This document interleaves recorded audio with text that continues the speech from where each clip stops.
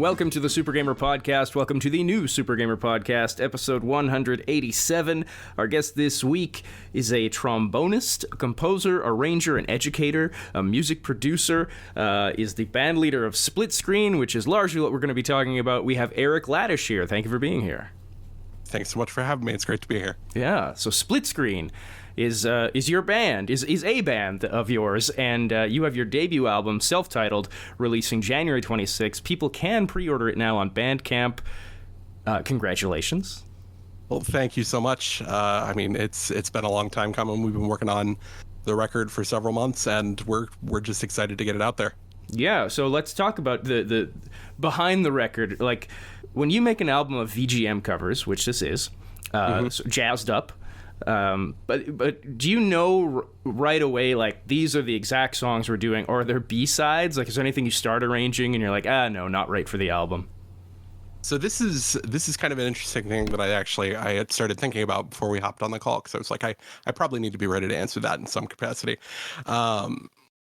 And this was kind of a situation where it initially started as I said to the group when we all got together. I said, hey, we're going to make an album. But I started by just sending out like one arrangement at a time. And so the first one I had done was our arrangement of Quarters of Time from Chrono Trigger. And I finished that, sent it out, and was like, okay, great. What's next? And I kind of just started to build up this list of like, these are tunes that I would like to do with this group. And I took some input from the group. I was like, hey, is there anything you guys want to play? And they would offer their perspective here and there. But by and large, it was kind of just like, I have this list of tunes I would like to do. Let's just pick a few until we have an album. Was your inclusion of a Sonic Adventure 2 song a little nod to how you started in VGM? Oh, man. I had not thought about that at all. Not intentionally. So I think really the impetus for including that, the final track of the album is Live and Learn from Sonic Adventure 2. And I think my biggest inspiration to want to include that tune was, one, to have my friend Charles Ritz, who is not a member of the band, but is a dear friend of mine. I wanted to have him on for something, as well as I just love that song and really, really wanted to cover that with the group. I thought it would be a fun, almost like crossover pop arrangement in a way that also has these like super dense jazz fusion moments that I was like, yes, we need this tune on the album. But as you did mention, my very first cover ever was a Sonic the Hedgehog cover, and it's awful. Please don't play it. By today's standards, it is not great, but there always has been some Sonic in a lot of the projects that I've done. I've never really thought about that before. It is not awful, but I get what you're saying. in the sense that, it's tough to look back on one's own work and, see how far you've come. But a couple questions about that first ever video, actually. Sure. Do you still dance when you record? Yeah, I would say I do. It's not something I actively think about doing anymore. I definitely was like trying to do the YouTube thing and like put on a little bit of a show, I guess, which, is still a thing that people do. But these days it's something I do more organically, as opposed to, the choreography the immediate thing that comes to mind is this video I did on Chemical Plant Zone in like 2017. I think it was like 19 or something when I filmed that. I had choreographed these like horn moves in the video, and I was just like, this is dumb. Why did I do this? Especially now, I'm like, that's not how this works. Like, if I do something on camera at this point, it's like, this is a genuine response to the music that's happening, for better or worse sometimes. What happened to your trombone wristband? I believe that broke, if I'm not mistaken. And I have, I got it at a marching band competition when I was in high school. And that broke at some point. And I had another one because I played the marching baritone when I was in marching band. I had another one that said baritone, and when the trombone one broke, I think I said, no, it's time to retire that, because that is very, very high schooler. Well, I think, if I may, the most adorable part of that first VGM video of yours is you have a Midgard poster in the background. Yes. I don't know where that is anymore. I was actually just thinking about that the other day. I went back and watched some of my older videos because I was kind of just reflecting on what my journey has been with YouTube. But I was thinking about that poster. I saw it in the background, and I was like, "Where is that even?" So I probably threw it away at some point in one of my many moves. But yeah, Final Fantasy VII. I mean, I'm still very into it. But I had that poster and it was there as a part of the backdrop. I think I told myself I need game stuff in the background. Well, I mean, speaking of Final Fantasy VII, you do have Tifa's theme on the split screen album. And speaking of Genesises, let's talk about the story of how Split Screen got together, because you are a remote band. You guys don't live in the same place. Yes. So this was a project that was it was born in a bit of a selfish way, but it was also born in a way of just wanting to do more stuff with other people in the video game music community. So I'd done, to, I guess, recount my story a little bit, I spent a little over 7 years on YouTube as Eric L was my channel name, and I just recently changed it to my actual name. What I did was effectively, I'm sure listeners are familiar with Insane in the Rain music. I was effectively that format, but with trombones instead of saxophones, and far less competence on the piano. But I had done that for many, many years, and at a certain point, I got to this point where I said, this is just not as fulfilling as it used to be. It's like someone telling the same joke over and over and over. At a certain point, that joke's just not funny anymore. And I had, for lack of a better way to put it, and I guess this is what it is, I burned out towards the end of 2022. And so at that point, I had sort of been like, well, I don't really know what I'm going to do. Because I was still releasing videos like fairly consistently. At that point, I had my day job and YouTube, and those were the things that I did. And once I stopped making YouTube videos on a regular basis under that old format, I at that point, the only video game music stuff that I had on the horizon in any capacity. At last year's MAGFest, I had 2 performances scheduled. One with, well, it wasn't my performance, but I was a guest with the Game Brass as part of their 16-member brass choir on the main stage. And my friend who I'd previously mentioned, Charles Ritz, I was a guest for his set in the Belvedere Lobby Bar. And in having those performances, there was a bit of a gap between when I decided I'm going to step away from making videos on a regular basis. And MAGFest, there was like a couple month period where I was like not really sure, but I had those performances to look forward to. And then fast forward to MAGFest, I'm there doing the performances, and I'm having a great time doing it. I've seen a bunch of other amazing artists like the big band, Scott Toon Network, Don Palombi's Game Night, I believe. And I saw these groups and kind of had my light bulb moment of groups just make things better. It's just more fun to do things with a group.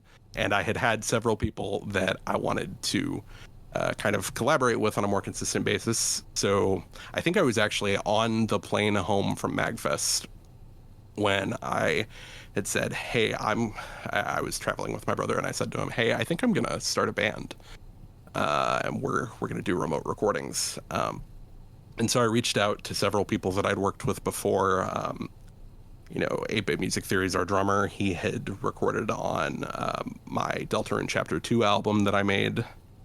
And I asked him if he wanted to come on for drums. Had DS Music and David Chilas both on the piano, alternating between electric and regular piano. And some horn players like Foolish Frankie, Elijah Brown, and Chris Williams. They're all fantastic players. And Andy, I think Andy actually might have been the first person, our bass player, Andy Rue, I think might have been the first person that I reached out to. And so in reaching out with all those people, I just said, hey, I have this idea of having a remote recording video game jazz fusion band. Are you interested? And fortunately, nobody said no. That was the thing I was the most nervous about, was that people would say no. And so in reaching out with all those people, I just said, hey, I have this idea of having a remote recording video game jazz fusion band. Are you interested? And fortunately, nobody said no. That was the thing I was the most nervous about, was that people would say no. That was the thing I was the most nervous about, was that people would say no. and everyone said yes. And we actually, I think yesterday is technically the 1-year anniversary of when we started our Discord server and like officially started the project that is Split Screen. Cool. Yeah, I was gonna ask if there was like anyone that was, didn't make the cut or like you said, wasn't able to participate, but I guess not. No, it was, I was very fortunate to just have everyone that I'd worked with already just say, yeah, I'm in, let's do it. And I think initially there were a couple of people that I hadn't worked with as much before. Like, again, 8-Bit Music Theory comes to mind. His perspective was kind of just, I just want to get more practice recording the drums. And everyone had their own reasons, I think, for saying yes, outside of it just being a video game music thing. But I'm so glad that they did, because the whole group has just been a joy to work with the whole time. They're all fantastic musicians. So have you ever, because you have your first ever live performance together coming up at this MAGFest, so it's right on the horizon. Have you ever played together in one room before? The only musician in the band that I have ever played in the same room as before is DS Music, because DS was the pianist for Charles Ritt's set in the Belvedere Lobby Bar last year. Everybody else I have not played with before. I don't think a lot of them have played with each other before.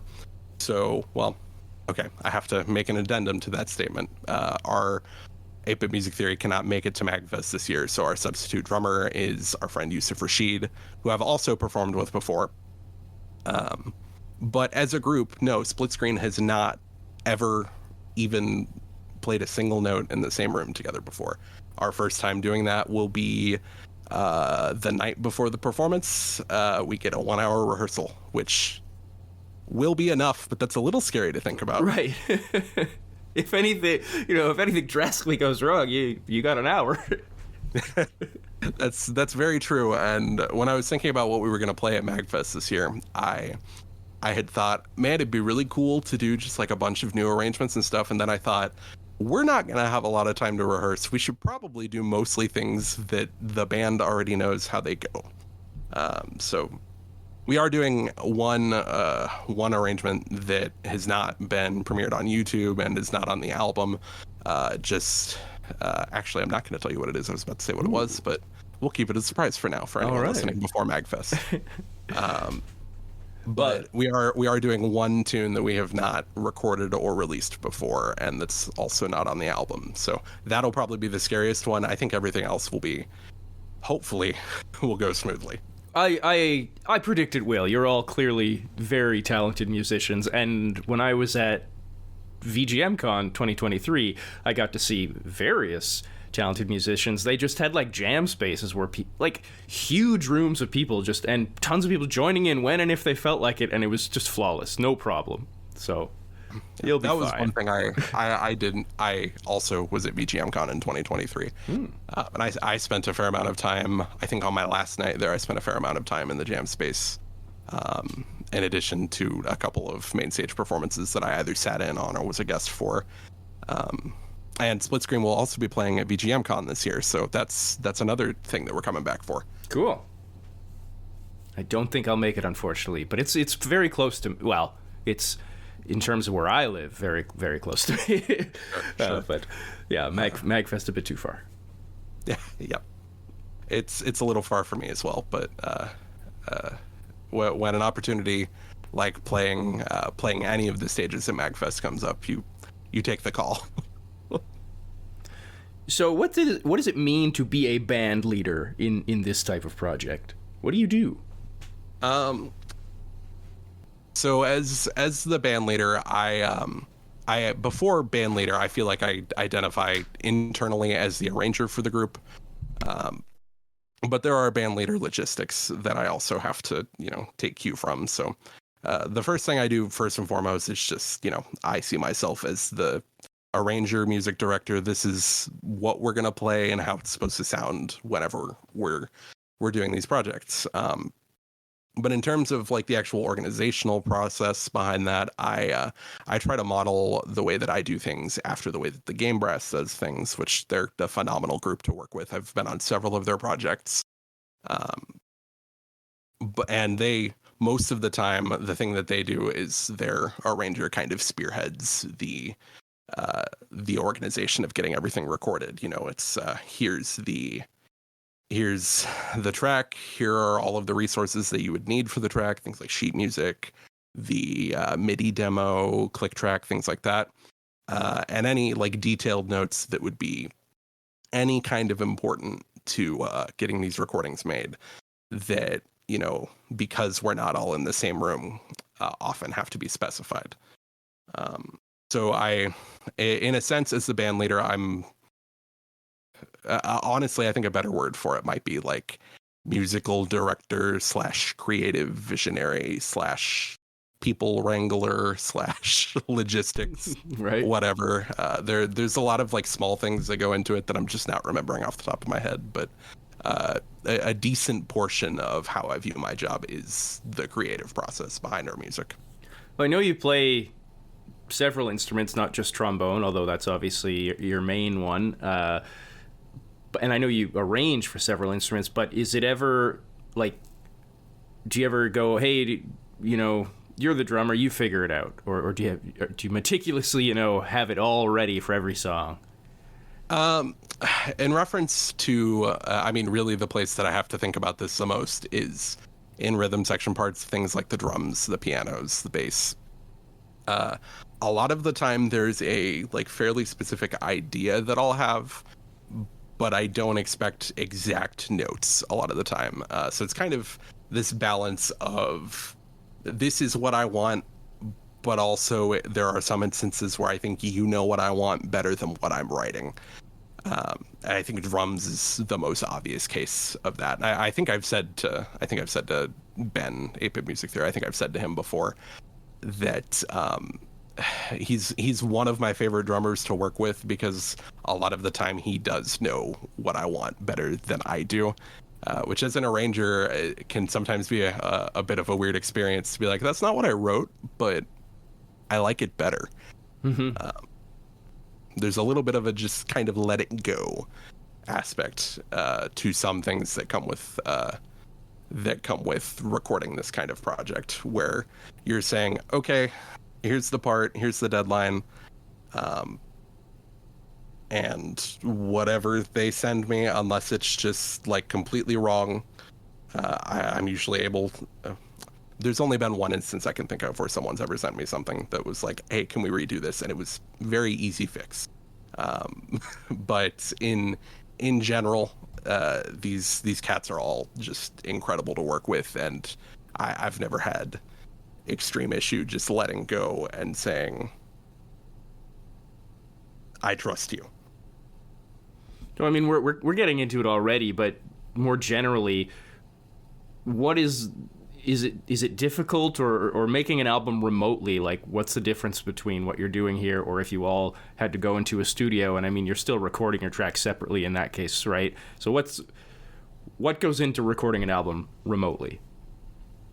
So I've been in a studio situation a few times, and the studio situation has its benefits in that typically if you're in that, at least in my experience, typically if you're in the scenario where you're all in the same room at the same time, there's a little more communication and conversation in the music, and not just in the music, but also in terms of like how everyone's playing, you know, can we check this? Can we do this?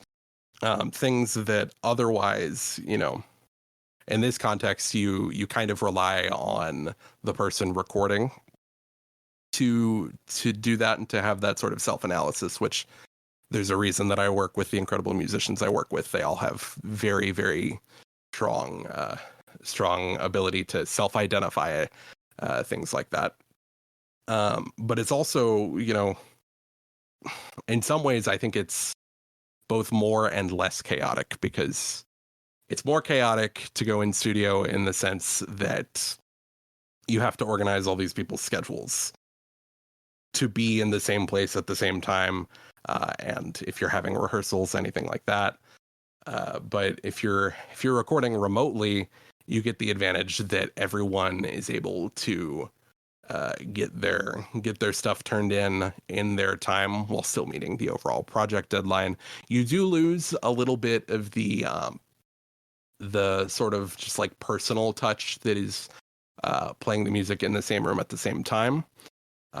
But I think working remotely definitely has its advantages, both in terms of ability to actually get the recording done, as well as, if I'm being honest, a budget, because a recording studio is not a cheap thing to book. But if everyone's recording from their own homes, you just have to ask, hey, can you do this? Which dinosaur do you think is most likely to have played the trombone? I think it would be funny if the answer was a T-Rex. Oh, yeah. But I don't know. I feel like something about the personality of like a Triceratops. A Triceratops seems like it could be a trombone player. Would Triceratops have been your? I know you were very as many kids are. I know you're very into dinosaurs. Wow, you really did do your homework. I would say yes, though whatever tweet that I made that you're probably looking at, I don't know if I said the same thing. But I think a Triceratops was probably my favorite dinosaur as a kid. Let's go back to Split Screen then. My personal favorite track. You have let me listen to the album. Mm-hmm. And my favorite track is Stick. I always get it wrong. Is it Sticker Bush or Sticker Brush Symphony? Yeah, so Sticker Bush, as far as I'm aware, that's what's on the licensing paperwork. Okay, so that better be what it is. It's a song that I love, and every time I think about it, I'm like, wait, is it Brush or Bush? Yeah, that is my favorite. I love that one. Yeah, that was a fun track to work on. That in particular, I had some challenges in working on that. Because while I wrote the track with two drummers in mind, the track features Dom Palombi of Dom Palombi's Game Night and just being an incredible drummer.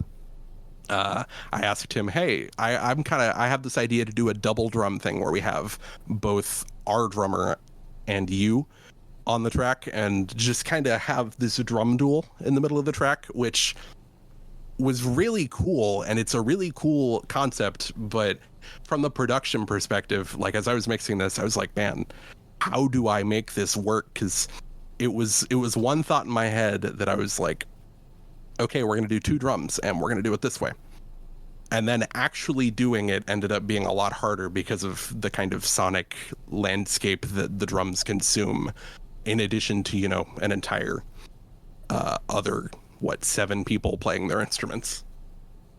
Do you have a favorite song from it? Or you're so obviously it's kind of your baby. Like, is it something? I was gonna say you're asking me to pick a favorite child. Right. I don't have any children, but I don't think I could do it. One that was a lot of fun to write, and it's technically the first arrangement that I wrote for Split Screen, but it's not the first one I felt confident enough in sending out. Was Out of Tartarus from Hades. That one was really hard to arrange, mostly just because of all the weird meters that happen. But there was something so cathartic about getting the final track for that and being like, I managed to it wasn't perfect, but the group more or less managed to achieve playing metal without a guitar. When you say you weren't comfortable sending that out first, like, do you mean like to the other musicians, like the arrangement, or the finished product? So I do mean the arrangement. When I had finished the arrangement, I listened back to it and I said, this needs more time, this needs more love. I'm going to hold on to this one and I'm going to arrange something else. And something else ended up being the first track on the album, which is Corridors of Time, which was also our first music video. So what's obviously you're like right on the precipice of like all this stuff finally coming to fruition, right? The album, the MAGFest show, all that. But can you look beyond that? Like what do you have planned for future Split Screen? I mean, I don't know if this counts as an official announcement or anything, but I am crazy, and I think people probably just assumed that I was already writing the next split screen album, which I am. I came to the group maybe like the day after I submitted the album for licensing, and I said, "Hey, just a heads up, I've already written 5 tunes for the next album." Where they're like, whoa, slow down. I don't think anyone really said much of anything because it was during the holiday season, so I think most people were kind of just like, yeah, I mean, do what you're going to do with your time. That's fine. But I like to imagine that at least one of them internally was probably like, what's he doing? We haven't even announced the first one and like a release date yet. So that's already kind of in the works. Since that day, I think I've written 3 more arrangements for the next album. We'll see what actually makes the final cut for the next one. Of course, I mentioned we have our show at VGM Con in April as well, and that's a little bit longer of a set. And we get to try some more things there because we'll have a little more time to rehearse. So that'll also be a great time. That's something we're looking forward to. But one of, I think, my biggest goal with Split Screen moving forward is just to continue playing shows and conventions and just really sharing this thing that we as Split Screen love. Kind of the I guess mantra that I have written myself is that Split Screen is something that was kind of born out of my passion for game music and jazz. And one of the things I hope that I can do both in recorded settings and in live settings is to kind of use one to innovate upon the other, in both directions. I think there's sort of this disconnect between jazz and video game music that, several people have talked about. There's a whole Adam Neely video about it, and they have a lot more things in common with each other than I think a lot of people realize. And while the format that we're doing it in is not necessarily strictly related to jazz as you would see it in like a jam session or here on a lot of albums of playing jazz standards, it still borrows a lot from my training as a jazz musician. I have a jazz performance degree, and that's kind of the thing that influences a lot of how I write for the group, is filtering this game music through a jazz lens. And I've gone way off topic of what my larger goals with Split Screen are, which are, of course, just to keep doing what we're doing and hopefully continue to play shows and conventions at an even larger scale at a certain point, which MAGFest is already pretty high up there. Like, it doesn't get much higher than playing at MAGFest, but I digress. By the way, the name Split Screen, when I was watching the Chrono Trigger video, maybe I should have clued in before that, but I was like, oh, it's a remote band and you're a split screen. I wish I could say I was that clever. That was kind of after I scrolled through the Wikipedia article called List of Video Game Terms. And I found one that I liked, and then sent it to the band, and they were like, I sent a list to the band, and I was like, hey, what do we think of these? And Split Screen got the most votes. And then after we picked the name, I was like, oh, I guess our videos will be the like Zoom call split screen style thing. And it might be better, honestly, for me to not be the one editing these, because my video editing chops are very, very limited. Well, I shouldn't say very, very limited, but they're limited in that it takes me a lot longer to do what someone like Ro Panuganti, who is our video editor, can do in much less time. And in my opinion, his edits are incredible. He's been a great part of our band's visual identity, as far as, we have the Omo Chow in our Live and Learn video, or we have the giraffe in our cover of the theme from The Last of Us. Just stuff that I would not necessarily think to do, or that if I could do them, they would take me forever. And he's found a way for us to make the split screen not as a proper noun, like Zoom call style videos into something that's a little more visually engaging. And He, for all intents and purposes, I consider Ro a part of the band in terms of the way he edits. And it's just been great working with him in addition to all the fantastic musicians in the band. Awesome. Well, people can they can pre-order now, and then on January 26th they can get the official. But pre-order now if you want on Bandcamp. Where else can they check out Split Screen, and where can we find Eric Ladish? So you can find Split Screen at Split Screen VGM. Currently, we're on Twitter or X or whatever people call it these days, and Instagram. As well as you mentioned our Bandcamp, which you can find at our social media with our trademark link in bio by Linktree. And you can find me just at Eric L. Trombone on pretty much all social media. And I guess it's an important distinction that my YouTube channel is where Split Screen videos are hosted, as this is one of the many projects that I have. Eric Ladish of Split Screen, thank you so much. It's been a pleasure.